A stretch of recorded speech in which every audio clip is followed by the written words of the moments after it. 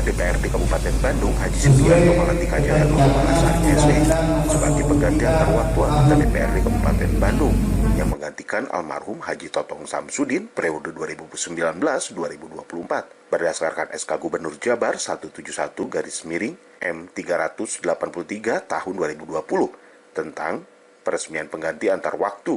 DPRD Kabupaten Bandung menetapkan serta berdasarkan ketentuan pasal 114 ayat 1 Peraturan Pemerintah nomor 12 tahun 2018 tentang tata tertib DPRD Kabupaten Kota bahwa anggota DPRD mengucapkan sumpah atau janji yang dipandu oleh pimpinan DPRD dalam rapat paripurna.